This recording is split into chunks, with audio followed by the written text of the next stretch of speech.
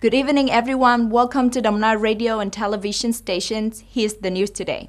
On January the 5th, in compliance with the provisions of the constitutions and the law on organization of the National Assembly, the second extraordinary meeting, the 15th National Assembly of the Socialist Republic of Vietnam, solemnly opened at the National Assembly House, Hanoi capital. Before the opening hour, the leaders of the party, Vietnam Fatherland Front, and National Assembly deputy laid wreath went to the mausoleum to pay tribute to President Ho Chi Minh. Attending the ceremony were comrades President Nguyễn Xuân Phúc, National Assembly Chairman Vương Đình Huệ, Prime Minister Phạm Minh Chính, Standing Secretary Võ Văn Thưởng, Chairman of the Central Committee of the Fatherland Front Vietnam National Assembly Đỗ Văn Chiến, with Vice President of the National Assembly, members of the National Assembly Standing Committee, and National Assembly deputies, rebearing the words "Eternal Gratitude to the Great President Ho Chi Minh" in the solemn music of military music. The leaders of the party, the state, and the National Assembly deputies respectfully bowed their heads, expressing their infinite gratitude and reverence in memory of President Ho Chi Minh's great merits to the people with the cause of struggle for national liberation, national reunification, building the peaceful, independent, and unified socialist Vietnam. On January the 5th, the delegations of Military Region 7 Command, led by the Major General Võ Văn Thi, Deputy Commander of Military Zone 7, visited and wished Tet greeting to the Provincial Party Committee, People's Council, and People Committee, Vietnam Fatherland Front Committee of Dong Nai Province, and Army unit stations in the area.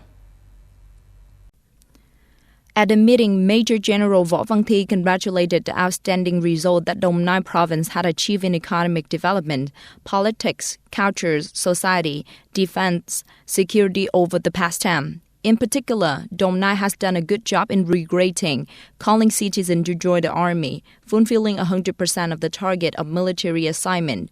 On behalf of the provincial leaders, Mr. Nguyễn Hồng Lĩnh, member of Party Central Committee, Secretary of the Provincial Party Committee, sincerely thanked the Party Committee, Military Zone 7.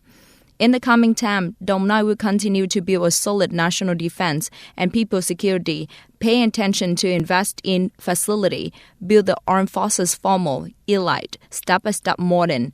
Secretary of Provincial Party Committee Nguyễn Hồng Lĩnh sent his best wishes to Party Committee, Command of Military Region 7, and officers, soldiers of the Army Forces of the Military Zone to welcome the spring joyfully and successfully complete on task in 2023. According to the information recently announced by the Ministry of Finance, a total of 10 budget revenues in 2022 far exceeded the estimate. According to the report from Ministry of Finance, domestic revenue exceeded 21.8%. Revenue from crude oil exceeded 176% of the estimate. Budget balance revenue from import and export activity exceeded 43.9% of the estimate.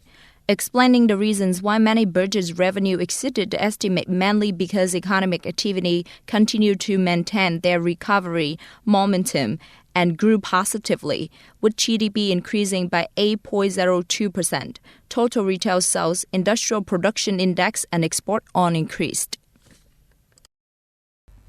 The Kremlin said that Russian President Vladimir Putin had instructed Defense Ministry Sergei Shoigu to initiate a 36-hour ceasefire along the entire line of contact between the parties in Ukraine from June the 6th to January the 7th. The Kremlin quoted President Putin in the statement as saying, "In the view of Pyke Krikrolkon, I instruct the Defense Ministry to implement the ceasefire regime along the entire line of contact between the parties in Ukraine from 12 p.m. on January the 6th to 24 a.m. on January the 7th. Given the fact that large number of Orthodox citizens live in the war zone, we call the Ukrainian side to declare a ceasefire and allow they attend services on Christmas Eve as well as on Christmas Day." Pyke Kirill of Moscow, head of the Russian Orthodox Church, had earlier called on both sides of the war in Ukraine to adhere to the Orthodox Christmas truce. Regarding the reactions of the party, Ukrainian President Volodymyr Zelensky rejected the proposal, saying that Russian side wanted to use Christmas as a cover to stop Ukrainians' army advance in Donbass. Speaking at the White House when asked by journalists to comment on Putin's decisions, U.S. President Joe Biden said, "I think he's trying to get some oxygen." Meanwhile, the chairman of the Council, Europe Charles Michel, said the unilateral ceasefire declarations from Russia was bogus, while Britain's Foreign Secretary James Cleverly said that the ceasefire proposed by Russia will not be helpful in promoting the prospect for peace. That is the end of our news today. Thank you for your time listening.